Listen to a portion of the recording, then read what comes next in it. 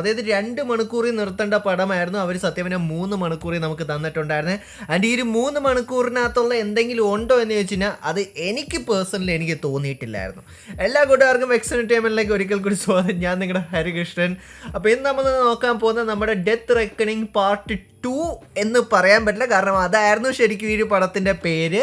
Final റെക്കണിങ്ങിൻ്റെ review ആണ് നമ്മൾ ഇന്നിവിടെ നോക്കാൻ പോണേ. ആൻഡ് മിഷൻ ഇമ്പോസിബിൾ ഫ്രാഞ്ചൈസിയിലെ അവസാനത്തെ സിനിമയാണ് ഇത് എന്നാണ് ടോം അണ്ണൻ പറയുന്നത് തന്നെ. എനിക്കറിയില്ല, ചിലപ്പോൾ ഇതിനേക്കാളും വേറെ നല്ല സിനിമകൾ നമുക്ക് കിട്ടുമായിരിക്കും, നമുക്ക് എന്താണെങ്കിലും നമുക്ക് പ്രതീക്ഷിക്കാം. സോ ബേസിക്കലി ഇത് ഡെത്ത് റെക്കണിങ്ങിൻ്റെ പാർട്ട് 2 ആയിരുന്നു. പക്ഷേ അൺഫോർച്ചുനേറ്റ്ലി അത് അവർ ഫൈനൽ റെക്കണിങ് ആക്കിയാണ് അവരെന്താണെങ്കിലും നമുക്ക് തന്നിട്ടും ഉണ്ടായിരുന്നത്. ആൻഡ് എങ്ങനെയുണ്ട് ഈ ഒരു സിനിമ എന്ന് ചോദിച്ചിട്ട് ഞാൻ ആദ്യം പറഞ്ഞ തന്നെയാണ് എൻ്റെ ജെനുവിൻ ആയിട്ടുള്ള അഭിപ്രായം എനിക്ക് നിങ്ങളോട് ഓരോരുത്തരോടും എനിക്ക് പറയാനുള്ളത് തന്നെ. ആൻഡ് എന്താണ് എൻ്റെ സിനോപ്സിസ് എന്ന് ചോദിച്ചു കഴിഞ്ഞാൽ, ഈ ഒരു സിനിമ കാണണമെങ്കിൽ എന്താണെങ്കിലും ഡെത്ത് റെക്കണിങ് പാർട്ട് 1 നിങ്ങൾ കണ്ടേ പറ്റുമല്ലോ. കാരണം എന്ന് പറഞ്ഞാൽ അതിനകത്ത് നമ്മൾ ChatGPT കണ്ടിട്ടുണ്ട്. ആൻഡ് ChatGPT ആണ് ഈ സിനിമയ്ക്കകത്തുള്ള വില്ലൻ. സോ ChatGPT ആക്ടിവേറ്റ് ആക്കിയത് വെച്ചായിരുന്നു നമുക്ക് ആ ഒരു കീയൊക്കെ വെച്ച് ആക്ടിവേറ്റ് ആയത് വെച്ചായിരുന്നു നമ്മൾ ആ ഒരു സിനിമ തീർന്നിട്ടുണ്ടായിരുന്നത്. ഒരു ക്ലിഫ് ഹാങ്ങറിലായിരുന്നു അത് തീർന്നിട്ടുണ്ടായിരുന്നത്. സോ അതിൻ്റെ കണ്ടിന്യൂഷനാണ് നമുക്ക് എന്താണെങ്കിൽ നമുക്ക് ഈ ഒരു സിനിമയ്ക്ക് നമുക്ക് കാണാൻ കഴിഞ്ഞിട്ടുള്ളത് തന്നെ. ആൻഡ് ഹോണസ്റ്റ്ലി സ്പീക്കിംഗ് ഈ ഒരു സിനിമ നല്ല രീതിയിൽ തന്നെ ബോറിംഗ് ആയിട്ടുള്ളൊരു പടമായിട്ടാണ് എനിക്ക് എല്ലാ രീതിയിലും എനിക്ക് തോന്നിയിട്ടുണ്ടായിരുന്നത്. കാരണം ഞാൻ പറയുള്ളൂ, ഇതിനകത്ത് കുറേയധികം കിഡിലനായിട്ടുള്ള സ്റ്റണ്ട് സീനുണ്ട്. എസ്പെഷ്യലി എടുത്ത് പറയുന്നത് നമ്മൾ ട്രെയിലറിൽ കണ്ടിട്ടുണ്ടായിരുന്ന ആ ഒരു പ്ലെയിൻ്റെ സീക്വൻസ് ഒക്കെ വളരെ പൊളി തന്നെയാണ്. പക്ഷേ ഇതെല്ലാം കാണാൻ വേണ്ടിയിട്ട് നമ്മൾ ഇത്രയും ബോറിംഗ് ആയിട്ടുള്ളൊരു പ്ലോട്ടിന് വേണ്ടിയിട്ട് വെയിറ്റ് ചെയ്തിരിക്കണമല്ലോ എന്നുള്ള ഒരേ ഒരു കുഴപ്പം മാത്രമേ എനിക്ക് പേഴ്സണലി എനിക്ക് തോന്നിയിട്ടുണ്ടായിരുന്നുള്ളൂ. കാരണം ഇത് കണ്ടപ്പോൾ എനിക്ക് സത്യം പറഞ്ഞാൽ BVS നമ്മുടെ ബാറ്റ്മാൻ vs സൂപ്പർമാൻ സ്നൈഡറിൻ്റെ ആ ഒരു സിനിമ ഇറങ്ങിയപ്പോൾ ഉണ്ടായിരുന്ന അതേ നസ്റ്റാൾജിക് വൈബാണ് എനിക്ക് കിട്ടിയിട്ടുണ്ടായിരുന്നത്. കാരണം നമുക്കറിയാം ആ ഒരു സിനിമയുടെ മെയിൻ ആയിട്ടുള്ള മണി ഷോട്ട് ബാറ്റ്മാനും സൂപ്പർമാനും തമ്മിട്ടുള്ളായിരുന്ന ആ ഒരു ഫൈറ്റ് ആയിരുന്നു. ആൻഡ് ആ ഒരു ഫൈറ്റ് കാണാൻ വേണ്ടിയിട്ട് അതിൻ്റെ പ്ലോട്ട് ബോറിംഗ് ആണെങ്കിലും നമ്മൾ അതിന് വേണ്ടിയിട്ട് വെയിറ്റ് ചെയ്തിരുന്നിട്ടുണ്ടായിരുന്നു. ഏകദേശം അതേ ഒരു കാര്യം തന്നെയാണ് ഫൈനൽ റെക്കണിങ്ങിനകത്ത് നമുക്ക് കാണാൻ കഴിഞ്ഞിട്ടുള്ളത്.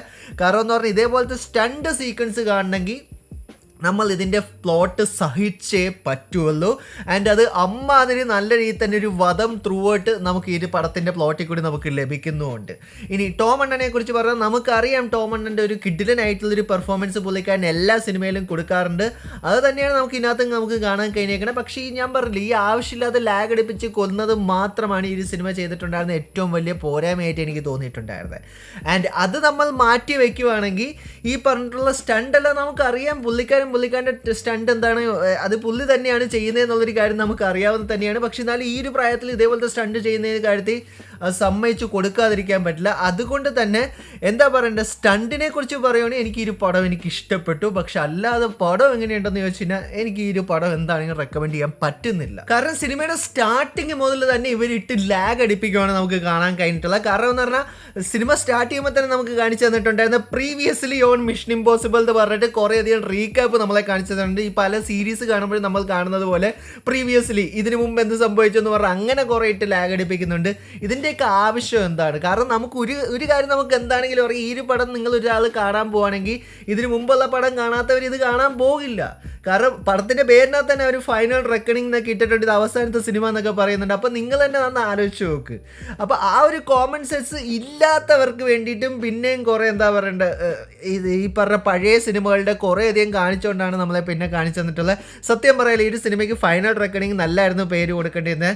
സ്ലീപ്പ് ഇമ്പോസിബിൾ റെക്കണിംഗ് എന്നുള്ള എന്തെങ്കിലും ആയിരുന്നു കൊടുക്കേണ്ടിയിരുന്നതെന്നാണ് എനിക്ക് പേഴ്സണലി എനിക്ക് തോന്നിയിട്ടുണ്ട്. നിങ്ങളൊരു കാര്യം മനസ്സിലാക്കണം, എൻ്റെ പേഴ്സണൽ ഫേവറേറ്റ് ആയിട്ടുള്ളൊരു ഫ്രാഞ്ചൈസ് കൂടി തന്നെയാണ് മിഷൻ ഇമ്പോസിബിൾ. എന്തിന് ഞാൻ കൂടുതൽ പറയുന്നത്, എൻ്റെ വൈഫൈയുടെ പേര് തന്നെയാണ് ഇട്ടേക്കുന്നത് ഗോസ്റ്റ് പ്രോട്ടോക്കോൾ എന്നാണ്. അതുകൊണ്ട് തന്നെ എനിക്ക് ഈ ഒരു പടം, എനിക്ക് ഈ ഒരു ഫ്രാഞ്ചൈസ് എനിക്ക് ഭയങ്കര ഇഷ്ടം തന്നെയാണ്. പക്ഷേ അതിൽ നിന്ന് നമ്മുടെ ടോം അണ്ണൻ ചെയ്യുന്ന എഫേർട്സ് ആണെങ്കിലും കാര്യങ്ങളും എല്ലാം നമ്മളെ സമ്മതിച്ചു കൊടുക്കേണ്ടത് തന്നെയാണ്. പക്ഷേ ഇതേപോലത്തെ ഒരു പ്ലോട്ടിൽ ഇത്രയും വലിച്ചു നീട്ടേണ്ട ആവശ്യം ഉണ്ടാകുന്നതെന്ന് ചോദിച്ചാൽ എനിക്ക് പേഴ്സണലി എനിക്ക് എന്താണെങ്കിലും എനിക്ക് തോന്നിയിട്ടില്ല. പക്ഷേ ഈ ഒരു സ്റ്റണ്ട് ഈ ഒരു സിനിമയുടെ ടോപ്പ് നോച്ചാണ്. കാരണം ആ ഒരു സ്റ്റണ്ട് സീക്വൻസ് എത്തുമ്പോൾ നിങ്ങൾക്ക് മനസ്സിലാക്കാൻ പറ്റും എന്താണ് ശരിക്കും മിഷൻ ഇമ്പോസിബിൾ എന്നുള്ളൊരു കാര്യം. പക്ഷെ അത് കാണാൻ വേണ്ടിയിട്ട് നമ്മൾ ഇത്രയധികം ലാഗ് അടുപ്പിച്ച് അവരെന്താണെങ്കിൽ കൊല്ലുകയും ചെയ്യുന്നുണ്ട്. സോ ഇത് മാത്രമേ എനിക്ക് നിങ്ങളോട് ഓരോരുത്തരോടും മിഷൻ ഇമ്പോസിബിളിൻ്റെ പുതിയ സിനിമയായിട്ടുള്ള ഫൈനൽ റെക്കണിങ്ങിനെ കുറിച്ച് എനിക്ക് നിങ്ങളോട് പറയാനുള്ളൂ. കാരണം എന്ന് പറഞ്ഞാൽ നമ്മുടെ ടോം അണ്ണൻ തെക്ക് വടക്ക് കിടന്നിട്ട് ഓടുന്നതും അതുകൂടാതെ ഈ പറയുന്ന സ്റ്റണ്ട് കാണിക്കുന്നതും കിഡിലോസ്കി ആയിട്ടുള്ള സ്റ്റണ്ട് കാണിക്കുന്നതും അല്ലാതെ ഈ ഒരു സിനിമയ്ക്കകത്തൊരു റെഡീമിങ് ക്വാളിറ്റി ഉണ്ടെന്ന് എനിക്ക് പേഴ്സണലി എനിക്ക് തോന്നിയിട്ടില്ല. കാരണം ഈ ഒരു പ്ലോട്ട് അവർ നല്ല രീതിയിൽ തന്നെ കട്ട് ചെയ്തിട്ട് ഒരു 2 മണിക്കൂറിൻ്റെ പടമാക്കിയിരുന്നെങ്കിൽ ഒരു ഷോർട്ട് ആൻഡ് സ്വീറ്റ് ആയിട്ടുള്ളൊരു ഫിലിം നമുക്ക് ലഭിക്കേണ്ടിയിരുന്നത് തന്നെയായിരുന്നു. അതാണ് അവർ ചുമ്മാ മെഗാ സീരിയൽ പോലെ വലിച്ചു നീട്ടിയിട്ട് ഇത്രയും വലിയൊരു ഇതാക്കി കൊണ്ടുവന്ന് വെച്ചേക്കണേ. ആൻഡ് അത് കാണാൻ എന്തെങ്കിലും എൻ്റർടൈനിങ് ഉണ്ടോ? അതുമില്ല. ഈ ഒരു ആക്ഷൻ സീക്വൻസും അതുകൂടാതെ തന്നെ സ്റ്റണ്ടും മാത്രമേ ഈ ഒരു സിനിമയ്ക്കകത്ത്, പിന്നെ ടോം അണ്ണൻ്റെ ഓട്ടവും, ഇതല്ലാതെ വേറെ ഒരു സാധനം നമുക്ക് ഈ ഒരു സിനിമയ്ക്കകത്ത് നമുക്ക് പ്രതീക്ഷിക്കുന്നില്ല. കാരണം എന്ന് പറഞ്ഞാൽ നമുക്കറിയാം ഓൾറെഡി ഈ സിനിമയുടെ വില്ലൻ ChatGPT ആണെന്ന്. അല്ലാതെ നമുക്ക് വേറൊരു വില്ലനെ കൊണ്ടുവന്ന് അവർ വെച്ചിട്ടുണ്ട്. നമ്മുടെ പാർട്ട് 1 നമ്മൾ കണ്ടിട്ടുണ്ടായിരുന്ന വില്ലൻ, ആ ഒരു വില്ലൻ വരെ തോൽവിയാണ്. സോ അതുകൊണ്ട് തന്നെ നമുക്ക് ഈ ഒരു സിനിമയ്ക്കകത്ത് നമുക്ക് കെയർ ചെയ്യുന്ന ടോം അണ്ണനെ ഒഴിച്ചു നിർത്തി ഈതൻ ഹണ്ടിൻ്റെ ക്യാരക്ടറിനെ ഒഴിച്ചു നിർത്തി കഴിഞ്ഞാൽ നമുക്ക് ഇതിനകത്ത് കെയർ ചെയ്യാൻ പോലും പ്രത്യേകിച്ച് ഒരു ക്യാരക്ടേഴ്സും ഇല്ല. സോ മൊത്തത്തിൽ ഞാൻ പറയുവാണെങ്കിൽ ഒരു story in the sense as ഒരു മിഷൻ ഇമ്പോസിബിൾ സിനിമ എന്നുള്ള സെൻസിൽ നമ്മൾ നോക്കണമെങ്കിൽ ഒരു ഡിസപ്പോയിൻമെൻ്റ് ആയിട്ടുള്ളൊരു സിനിമയും ഒരു ഭയങ്കര ഒരു മീഡിയോക്കർ ആയിട്ടുള്ളൊരു റെസ്പോൺസുമാണ് ഈ ഒരു സിനിമ കണ്ടപ്പോൾ എനിക്ക് പേഴ്സണലി തോന്നിയത്. പക്ഷേ സ്റ്റണ്ടും ആക്ഷൻ സീക്വൻസും ടോം അണ്ണൻ്റെ ഓട്ടവും ഈ ഒരു സിനിമയ്ക്കകത്ത് ടോപ്പ് നോച്ചാണ്.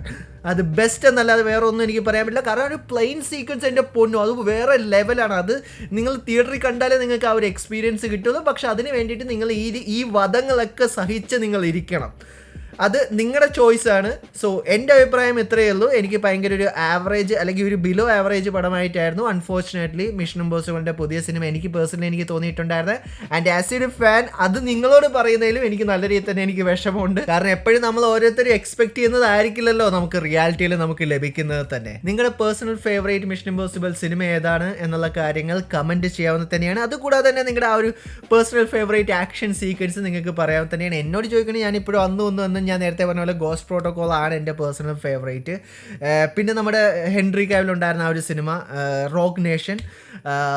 സോ നിങ്ങളുടെ അഭിപ്രായങ്ങൾ നിങ്ങൾക്ക് താഴെ കമൻറ്റ് ബോക്സിൽ കമൻറ്റ് ചെയ്യാവുന്ന തന്നെയാണ്. നിങ്ങൾ ഈ ഒരു സിനിമയ്ക്ക് വേണ്ടി വെയിറ്റ് ചെയ്തിരിക്കുമായിരുന്നോ? നിങ്ങൾ ഞാനായിട്ട് എഗ്രി ചെയ്യുന്നുണ്ടോ ഇല്ല എന്നുള്ള കാര്യങ്ങളെല്ലാം കമൻറ്റ് ബോക്സിൽ കമൻറ്റ് ചെയ്യാവുന്ന തന്നെയാണ്. പോകാൻ പറ്റാത്ത ഒരു ചെറിയൊരു കാര്യം കൂടി എനിക്ക് നിങ്ങളോട് ഓരോരുത്തരോടും പറയാനുണ്ട്. നിങ്ങൾക്ക് ആക്ച്വലി ഈ ആഴ്ച ഒരു ഇംഗ്ലീഷ് സിനിമ കാണണം. അതുകൂടാതെ തന്നെ ഇതേപോലത്തെ ഒരു കണ്ടിന്യൂ ചെയ്യുന്ന ഒരു സീരീസിലുള്ളൊരു ഇംഗ്ലീഷ് സിനിമ കാണണമെന്നുണ്ടെങ്കിൽ ഒന്നും നോക്കാനില്ല, നേരെ പോയി ഫൈനൽ ഡെസ്റ്റിനേഷൻ്റെ പുതിയ സിനിമയായിട്ടുള്ള ബ്ലഡ് ലൈന് നിങ്ങൾ ടിക്കറ്റ് എടുക്കുക.